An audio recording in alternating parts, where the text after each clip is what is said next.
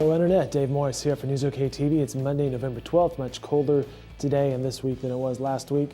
And we'll get into the forecast for this week in just a second, but here's a quick look at some of the stories and headlines and videos you can find today on NewsOK.com. Oklahoma City is moving ahead with development of a new convention center. However, the project is starting at a time when there's an abundance of meeting space and shrinking demand.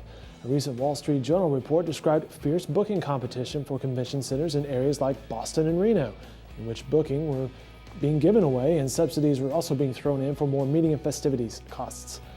Former Oklahoma City Mayor Kirk Humphreys is on the MAPS 3 committee overseeing the project, says a new facility is needed regardless of the current market. Others on the team, not so certain.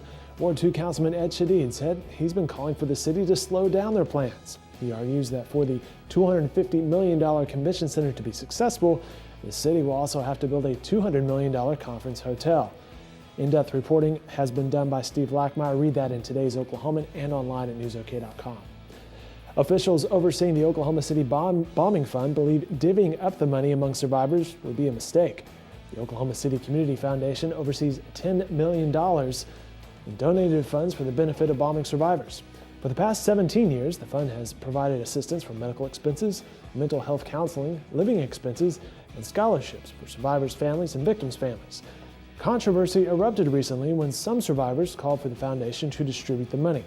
However, officials say even if it could be done legally, deciding how to divide the money would be a nightmare that would create bitter feelings among survivors.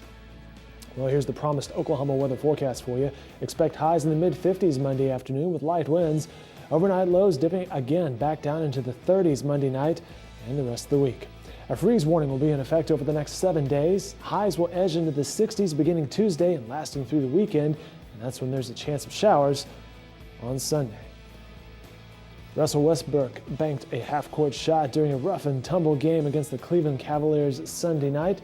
Westbrook ended the night with 27 points, propelling the Thunder to yet another win, their fourth straight. The team beat the Cavs by 25 points. Just taking the shots, the one at the end of the quarter kind of was a heave, but the other two were good passes, from Eric, and just knocked them down.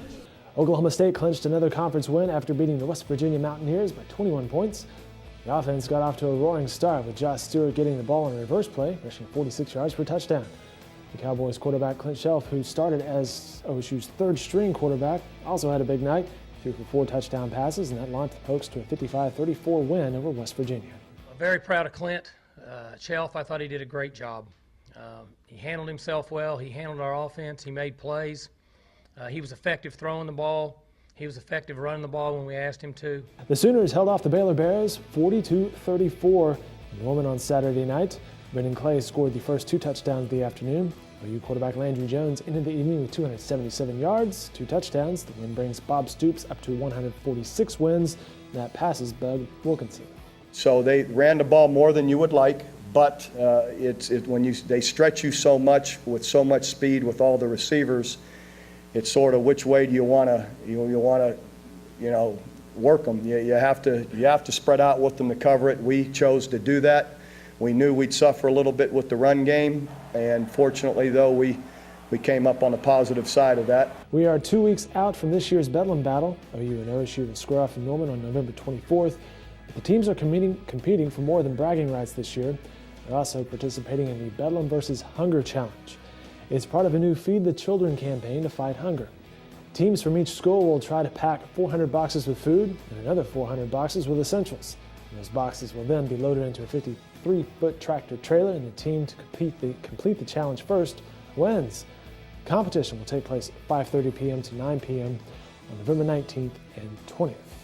Feed the Children has lots of cool things going on. They have a Story of Hope exhibit that we'll be telling you more about shortly, perhaps next year. All right, that'll do it today for NewsOK TV. Be sure to stay with NewsOK throughout the day and the week for the latest news and information. Have a great day, everyone.